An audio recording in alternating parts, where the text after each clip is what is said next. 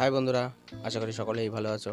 বন্ধুরা, আজ আমি আপনাদের দেখাবো এই ভিডিওতে কিভাবে আপনি আপনার টিপি লিঙ্ক 300 Mbps এর ফুল সেটআপ বা কনফিগার করবেন খুবই সহজে। তো বন্ধুরা, এটা টিপি লিঙ্কের 300 MB রাউটার সিঙ্গেল ব্র্যান্ডের। তো বন্ধুরা, ভিডিওটি শুরু করার আগে যারা আমার চ্যানেলে নতুন তারা অবশ্যই আমার চ্যানেলটিকে সাবস্ক্রাইব করবেন, আর ভালো লাগলে লাইক কমেন্ট শেয়ার অবশ্যই করবেন। তো বন্ধুরা, শুরু করছি। তো প্রথমত আমার রাউটারের সঙ্গে ওয়াইফাই মোবাইলের কানেক্ট করে নিতে হবে। আমি কানেক্ট করে নিচ্ছি। এখানে তো এখানে ওয়াইফাই নেম দিয়ে দিয়েছে। তো এখানে পাসওয়ার্ডটা আছে, এই পাসওয়ার্ড দিয়ে ওয়াইফাই কানেক্ট করে নেব। Connect complete. তো এখান থেকে আমি চলে আসবো গুগল ক্রোমে চলে আসলাম। তো গুগল ক্রোমে এসে আমার সার্চিং বার যেটি আছে সেটা দিয়ে সার্চ করতে হবে। সার্চিং বারটি আছে 192.168.0.1। এটা দিয়ে আমি সার্চ করে নিচ্ছি। সার্চ করলে পরে আমার এই অপশনটি চলে আসলো। তো এখানে আমার কিছু মিশ্রণ পাসওয়ার্ড ক্রিয়েট করতে হবে। তো এখানে দেখতে পাচ্ছ আমি কিছু মিশ্রণ পাসওয়ার্ড ক্রিয়েট করেছি।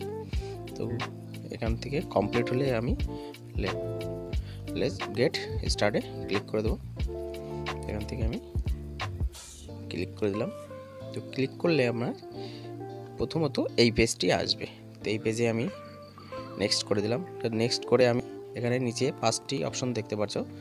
তো এখানে আমি আমার স্টার্টিং আইপি দিয়ে হবে।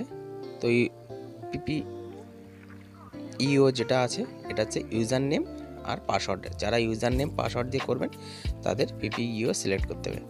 আর আমার যেহেতু আইপি দিয়ে সেটিং হবে, তো সেহেতু আমি স্টার্টিং আইপি। তো এখানে আমার আইপির অপশন চলে আসলো। তো এখানে আমি আইপিটি বসিয়ে নিচ্ছি। বসিয়ে ভালো করে চেক করে নেবেন কোথায় কোনো ভুল আছে কিনা, নাহলে একটু ভুল থাকলে হবে না কিন্তু সেটা। তো এখান থেকে আমি ক্লিক করে দিলাম, নেক্সট করে দিলাম। তো এখানে আমার দিল network wifi network SSID name আর পাসওয়ার্ড। তো এখান থেকে আমি এসএসআইডি নেম আর পাসওয়ার্ড চেঞ্জ করে দিলাম, নেক্সট করে দিচ্ছি। তো নেক্সট করার পরে এখানে আপনাকে দেখো এই পেজে নিয়ে আসবে। এই পেজ থেকে নেক্সট করলে আপনার এরকম কিছুটা আসবে। কিছুটা ওয়েট করতে হবে। কিছু টাইম ওয়েট করার পরে আপনার এটা কমপ্লিট হয়ে যাবে। তো বন্ধুরা, আমার এই ভিডিওটি যদি ভালো লাগে অবশ্যই লাইক কমেন্ট শেয়ার করবেন, আর কারো যদি বুঝতে কোনো অসুবিধা থাকে নিশ্চয়ই কমেন্ট করে জানাবেন। তো বন্ধুরা, এখান থেকে মোবাইল রাউটারে ডিসকানেক্ট হয়ে গেছে। তো আবার ওয়াইফাই কানেক্ট করে নিতে হবে। ওয়াইফাই কানেক্ট করে নিলাম।